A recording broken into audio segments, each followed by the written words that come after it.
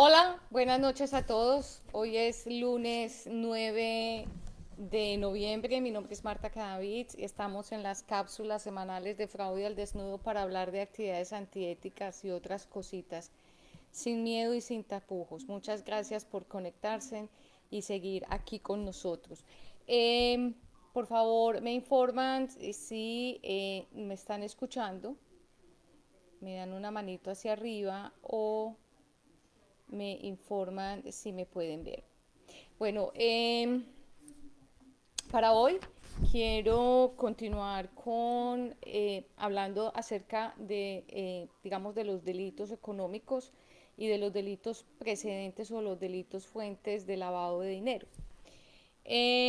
La semana pasada tuvimos una sesión súper interesante, súper agradable, donde estuvimos hablando del fraude alimentario, de cómo nosotros consumíamos, comprábamos ciertos productos en la canasta familiar que no son lo que dicen son. Marvin, muchas gracias por estar aquí. ¿Puedes escucharme, por favor? Gracias. Eh, Y bueno, y de esto hay que seguir estudiando porque aparte que es un delito precedente de lavado de dinero, pues también es una actividad antiética porque no nos están contando lo que realmente es el contenido, nos están cambiando las condiciones organolépticas de los productos y no nos estamos dando cuenta, por lo que eso pues nos puede afectar en la salud. Para el día de hoy voy a hablar acerca del contrabando. El contrabando ha vivido con nosotros por muchos años. Yo me acuerdo cuando estaba muy pequeña, en la ciudad en la que viví mi infancia. En esa época los cigarrillos americanos, lo que llamábamos cigarrillos americanos, se vendían de contrabando porque pues veía yo a las vecinas que se reunían a comprar ciertas cajas, no puedo hablar de marcas en especial, pienso que no es apropiado, pero entonces había un señor que vendía eso en horas de la noche y eso lo escondían debajo de una cama o lo tenían en un zarzo en el baño, en fin, todo un misterio, pero yo no entendía por qué, solo sabía que cuando preguntaba por qué tanto, como tanto sigilo para poder acceder a ese producto, nos decían que es que eso era contrabando, pero no nos explicaban especialmente para qué o por qué, entonces siempre fue como un misterio. Ya ahora trabajando en este tema y tuviendo la oportunidad de trabajar en distintas compañías en el sector real, pues claro, ya se ve, se define el tema de contrabando que se ve de diferentes maneras. Entonces ahí ya como que entendí cómo era la cosa. Mm, el tema del contrabando se ha considerado un tema también fiscal, porque de hecho cuando hablamos de contrabando es porque estos productos están, digamos, saltándose en los controles aduaneros. Entonces ahí viene también un tema muy interesante que en Latinoamérica lo llamamos de derecho aduanero o legislación aduanera. Generalmente el contrabando lo podemos definir como una acción de sustraer, burlar, engañar, no pagar impuestos en acciones de compra y venta clandestina, ilegal, donde pueden haber obviamente productos de toda clase. Pueden haber productos de la canasta familiar, pueden haber productos suntuosos, productos lujosos, pero que en conclusión estos productos que al ingresar al país a través de un sitio fronterizo, que puede ser un puerto, una estación de buses, puede ser un aeropuerto, no pasa los controles aduaneros y por ende no paga los impuestos para entrar al país. Generalmente se llaman aranceles. Ese control aduanero, que puede ser un aeropuerto, que puede ser un puerto, que puede ser la llegada de un bus, porque hay sitios, hay países que se pueden conectar tranquilamente por carro, por son vías terrestres y tienen controles aduaneros. Entonces lo que se pretende es que eso que yo estoy trayendo del país B y quiero introducir al país C, no voy a pagar impuestos por eso. ¿Por qué? Porque pues puede que me parezca muy costoso, porque no me parezca justo, cualquier situación, pero hay que entender claramente que eso es una acción, eso es un hecho de contrabando y por lo tanto es un delito precedente de lavado de activos y financiamiento del terrorismo. Eh, ¿Para qué porque hay que pasar estas mercancías o cualquier tipo de mercancía por un control aduanero? Por muchas situaciones. Más allá de pagar los impuestos es porque hay que saber que está entrando al país. Hay mercancías que son peligrosas, hay mercancías que no se pueden ingresar porque pues están prohibidas. Eh, por ejemplo, las armas.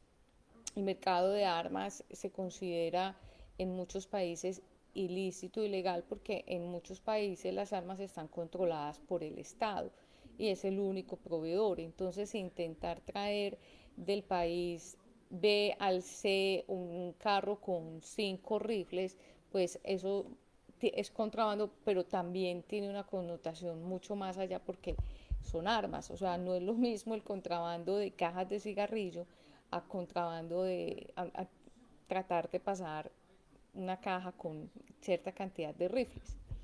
Hay que tener mucho cuidado con estas connotaciones porque obviamente cada país está en la obligación de incorporar dentro de eh, todo su sistema judicial y código de policía eh, este tipo de hechos. Puede que en los países se llame de otra manera, puede que tengan un nombre diferente país en país, pero hay que tener mucho cuidado, especialmente cuando salimos a vacaciones, que creemos que podemos tomar cosas de un lugar a otro porque simplemente vamos en un carro y posiblemente no nos van a revisar. De hecho, en la mayoría de los aeropuertos, cuando estamos llegando, nos preguntan, ¿usted cuánto trae de mercancía? Porque hay unos topes donde las personas pueden ingresar ciertos productos donde, por ejemplo, compraron vestuario, compraron carteras o ciertas cosas que no son sujetas a pagar impuestos porque son unos montos relativamente bajos y no, esos productos son para el consumo propio, pero no son para la venta. Entonces, en muchas ocasiones, cuando viajamos, nos preguntan en los aeropuertos, ¿usted qué trae? Eh, ¿Por qué? Porque hay que detectar si son productos alimenticios, pues que estén cocinados, que no sean crudos, no se puede transportar animales, pero también es, si usted trae mercancía, esa mercancía, ¿cómo va a entrar al país? O es solamente 3 camisetas, 2 pares de tenis, un par de blue jeans, una cartera, o está trayendo mercancía casi por el monto mínimo para poder, digamos, surtir un almacén que tenga o vendérsela a los amigos. Entonces, todas esas situaciones en muchas ocasiones nos involucran en unas actividades que digamos, pero yo no pretendía pues estar involucrada en un acto de contrabando, pero por la falta de claridad o muchas veces de no conocer las normas, pues puede llegar a ocurrir. Ahora, el contrabando tiene unas consecuencias grandísimas a nivel económico dentro de los países. Yo pienso que de los grandes problemas a nivel macro es el contrabando y a nivel micro es la competencia desleal. La forma en que los perpetradores, la industria criminal trabaja con el contrabando no tiene nombre, porque aparte de que compran en muchas ocasiones compran los productos de contrabando con dinero sucio, cuando esos productos llegan a los municipios, a los pueblos, a las ciudades pequeñas, a los barrios, esas mercancías se van a vender por nada, o sea, se va a vender muy barata. Les pongo un ejemplo. Es muy común encontrar en nuestros barrios tiendas donde vendan artículos de peluquería. Esto es un ejemplo. Entonces, en esos lugares venden champús, tratamientos para el cabello, secadores de pelo, pinzas para hacer bucles, muchísimos artículos para la belleza y el aseo personal y para surtir peluquerías, lo cual es un negocio muy interesante.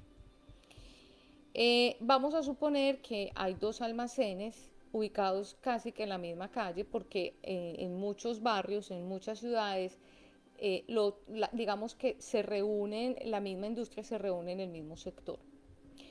Entonces está el señor, vamos a llamarlo don Pedro, que toda la vida ha tenido su negocio de peluquería, vende sus productos de peluquería, se las compra a importadores legales, a laboratorios que venden sus productos de belleza en el país. Es un hombre que toda la vida ha trabajado arduamente por su negocio y es reconocido en el medio. De pronto hay un local desocupado en la esquina, no lo han podido ocupar porque el precio es carísimo y de un momento a otro montaron un almacén eh, que le hace competencia a todo digamos, las tiendas de peluquería que están en el sector.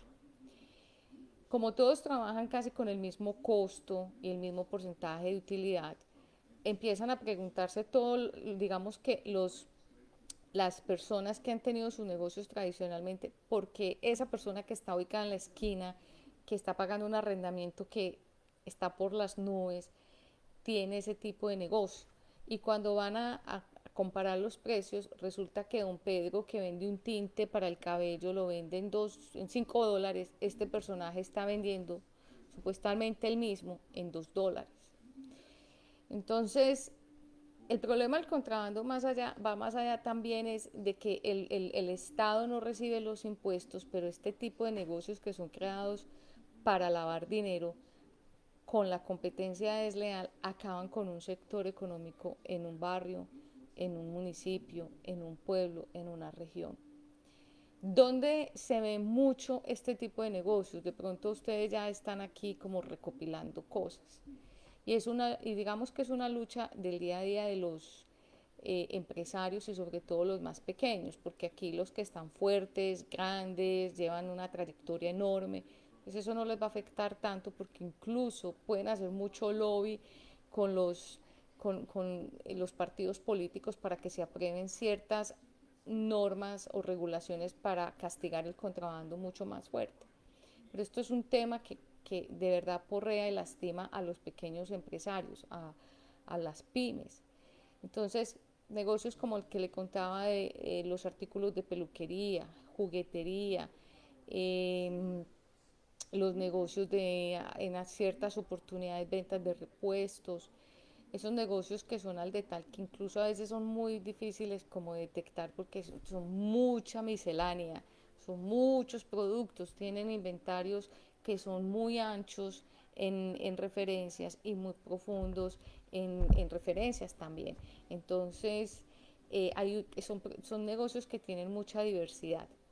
Adicionalmente también están los negocios por ejemplo como las licoreras, donde pues el licor puede ser el mismo, ¿cierto? Es el mismo whisky, puede ser el mismo vodka, pero no paga los impuestos que es lo que llamamos las famosas estampillas.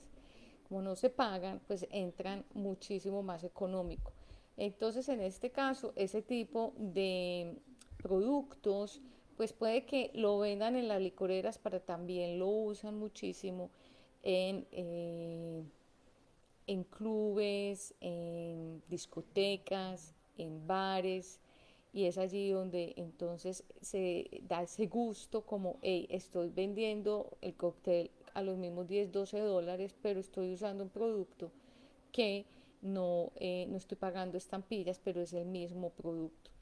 El contrabando no necesariamente está relacionado con productos de mala calidad, no necesariamente. Vuelvo e insisto, el contrabando se da más con el tema de no pagar los impuestos al entrar esas mercancías por un puerto, un aeropuerto, sea un puerto terrestre o un puerto marítimo.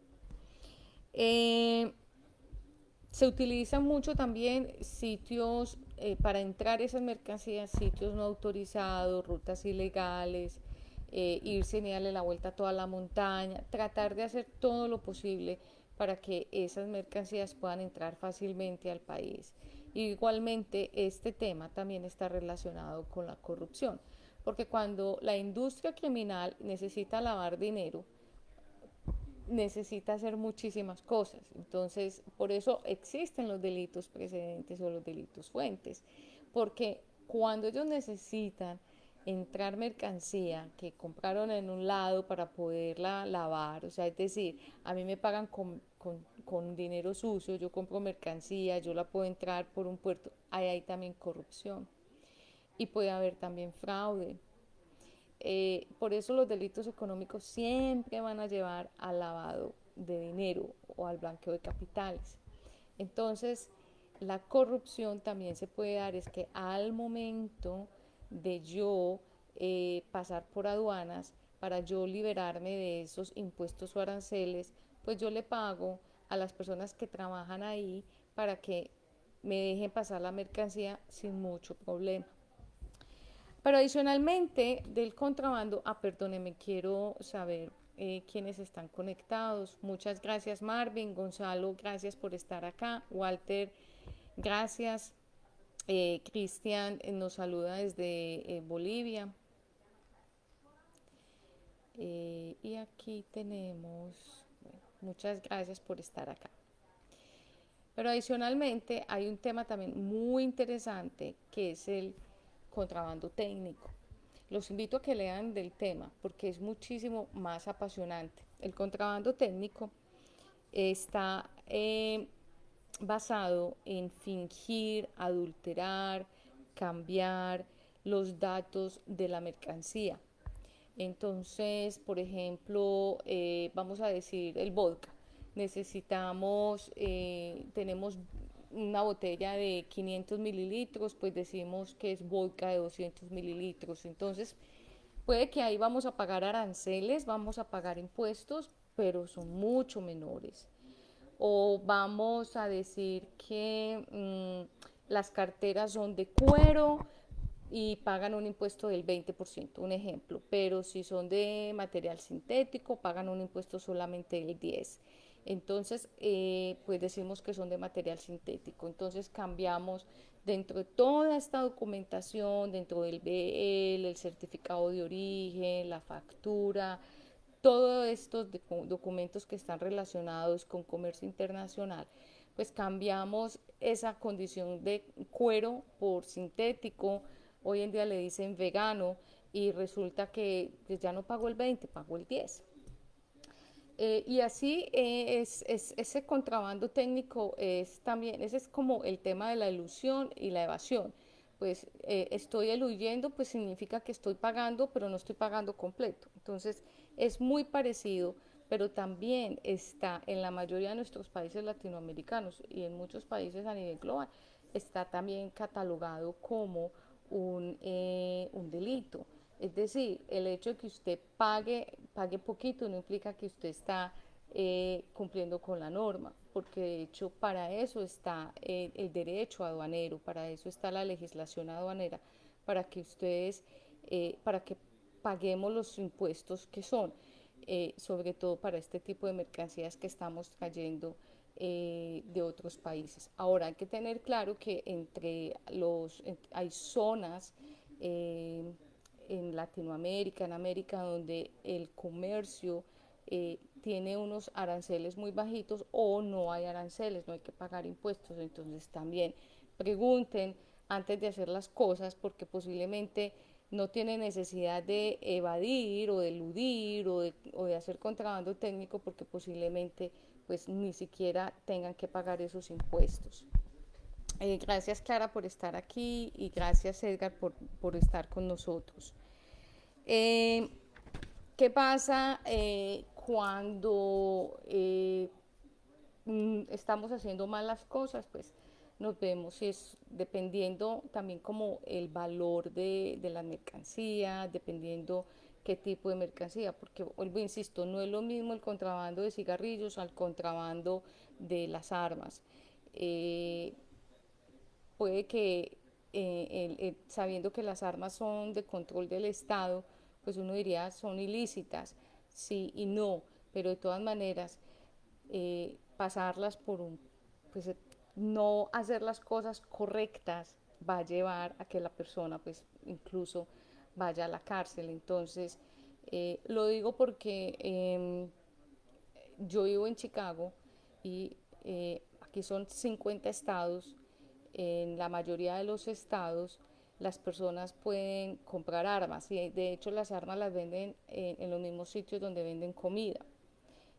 Por ejemplo, en Walmart hay un sitio donde en ciertos estados tienen el rack para las armas, obviamente con todas las precauciones, y hay sitios y son ciudades donde las personas tienen porte y tenencia.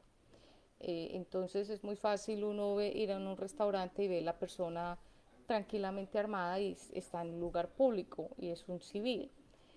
Para nosotros los latinoamericanos eso impacta un poquito porque nosotros fuimos educados en que las armas son de control del Estado.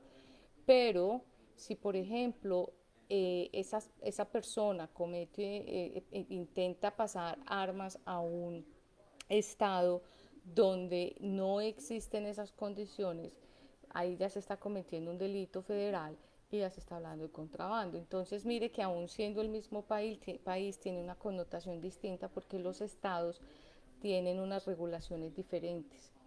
Por ejemplo, lo que pasa en México y Estados Unidos en la frontera. Hay sitios donde eh, pues las personas, pues la industria criminal puede o tiene la forma de pasar estas armas aún a estados donde las armas se pueden tener, pero resulta que están pasando por un mercado negro. Entonces son cuestiones de conceptos que hay que tener mucha claridad. Así que yo los invito a que cuando ustedes estén, por ejemplo, tomando vacaciones y deseen comprar por ejemplo, ropa, primero lean muy bien cuánto pueden ingresar sin que los molesten en aduanas. Eh, Tengo entendido que es entre 1.200 y 1.500 dólares. En muchas ocasiones nos dicen, no compre docenas de camisetas, compre 3, 4, porque cuando ya, digamos, las personas en aduanas, los agentes de aduanas, ven que es que son 12 camisetas del mismo color y de diferentes tallas o de las mismas tallas, hacen una relación como que vamos a vender estos productos en un almacén o tenemos nuestro propio almacén. Entonces, tengan cuidado, lean muy bien sus condiciones, que sé que nos ven de distintos países, de qué pueden hacer y qué no pueden hacer antes de comprar un montón de artículos cuando salen a vacaciones porque posiblemente les toque pagar aduanas. Para cerrar les voy a contar una historia que fue real, que fue bien interesante. Eh,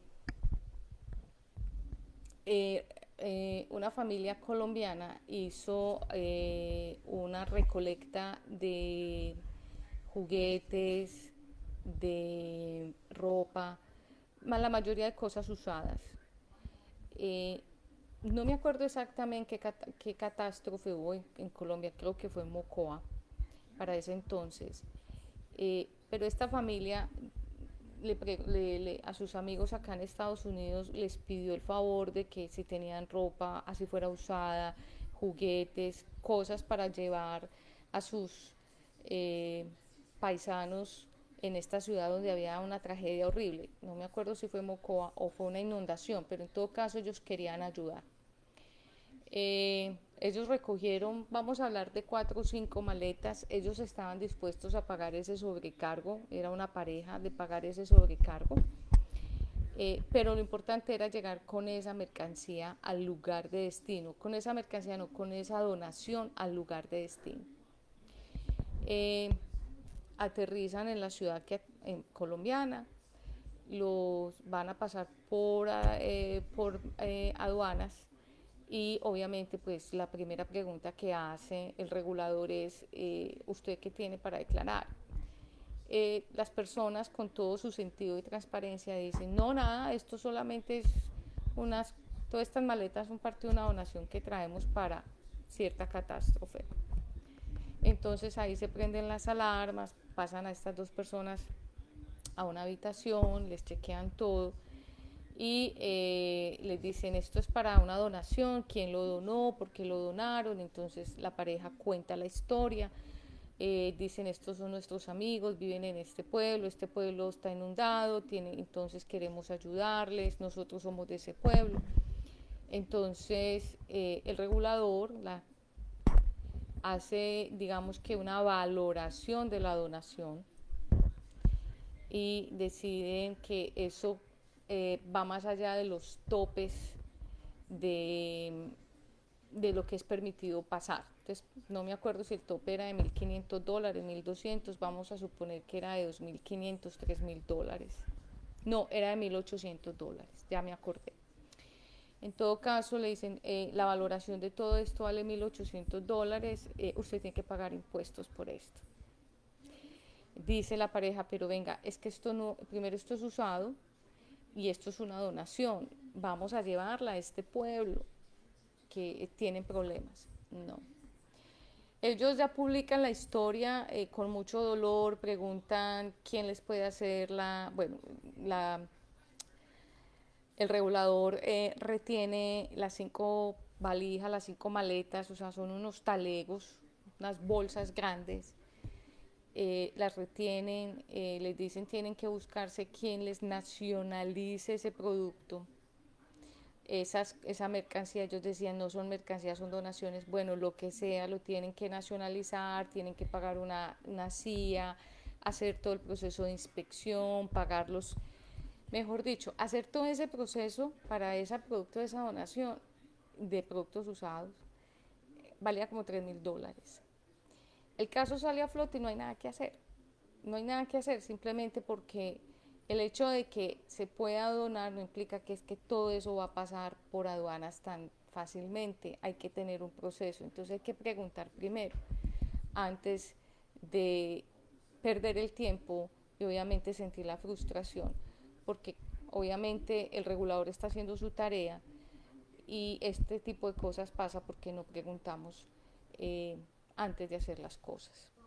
Bueno, me despido de ustedes sin antes invitarlos a que por favor sigan con nosotros, piensen en la inscripción para nuestro curso de experto en antifraude. Como ya les dije anteriormente, vamos a estar en noviembre 23, 24, 25 y 26. Son 16 horas de 8 de la mañana a 12 del mediodía, hora de Bogotá. Vamos a estar Juan Ruiz Zorrilla, Julián Ríos y yo en este curso donde vamos a hablar de muchísimas cosas. Es todo el tema de certificación. Vamos a ver auditoría forense, vamos a ver COSO 2013 y el tema de fraude. Todo este tema de delitos económicos va a estar muy interesante. Y pues al final, el viernes, vamos a tener la certificación donde se les va a dar una introducción, pero la idea es que todas las personas que tomaron el curso se puedan certificar ese día, así que terminen la semana súper bien. Recuerden que todo esto lo hacemos a través de Auditool, Auditool como un partner del instituto en España, así que los invito a que sean la primera cohorte. Como siempre, muchas gracias por conectarse con nosotros y por favor recuerden, gracias Lorena por estar aquí, Marco, gracias por estar acá también, Dagoberto desde Honduras, y por favor recuerden eh, compartir la información. Esta información es gratis y comentarla para que más personas puedan tener acceso a ella. Nos vemos la semana entrante o antes si tenemos más novedades. Ah, se me olvidaba una cosa. Recuerden que para encontrar un fraude hay que primero tener, hay que investigar, tener la evidencia y estar seguros. No por el hecho de que pensemos que hay fraude, podemos certificar que hay fraude. Así que primero hay que investigar y sobre todo tener la documentación y los hechos claros para poder que se determine un fraude. Ahora, el fraude no lo determina generalmente nosotros en las investigaciones. Nosotros lo que hacemos es aportar elementos materiales probatorios, evidencia física, la cual va a ser evaluada por el juez y la va a determinar como evidencia. Así que hablar de fraude no es solamente pensar que hay fraude, hay que demostrar y tener tanta certeza para que el juez pueda estar convencido de que sí hay fraude. Nos vemos. Hasta pronto. Cuídense montones. Bendiciones.